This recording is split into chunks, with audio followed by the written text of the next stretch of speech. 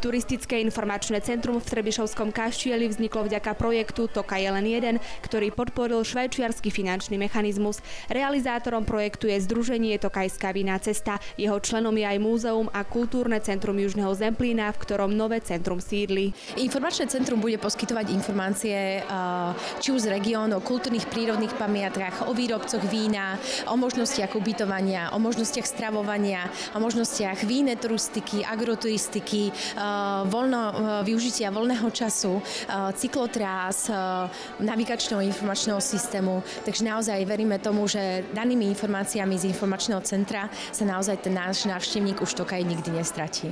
Novozriadené infocentrum záujemcom ponúkne balíčky služieb, ktoré im pomôžu čo najefektívnejšie stráviť čas v známej vinohradníckej oblasti a v Zemplínskom regióne. Ponuka spája kvalitné tokajské víno s tradičnými špecialitami regiónu a športovými aktivitami na cykloturistických trasách.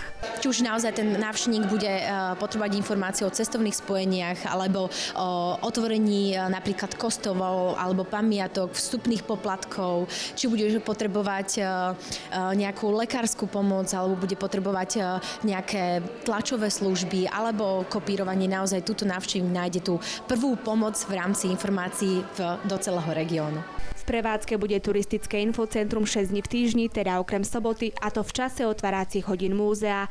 Ďalšie informačné centrum aj s možnosťou ubytovania a kempovania vznikne v projekte Tokaj je len jeden v Čerhove. Jeho súčasťou bude i predajňa domácich špecialít či konferenčná degustačná miestnosť. Od polovice roka 2015 si turisti nájdu na webovej stránke tvc.sk 3D vizuálne prehliadky s GPS sprievodcom po Tokaji a gizmapy, ktoré umožnia vyhľadať presnú trasu smerovania návštevníka.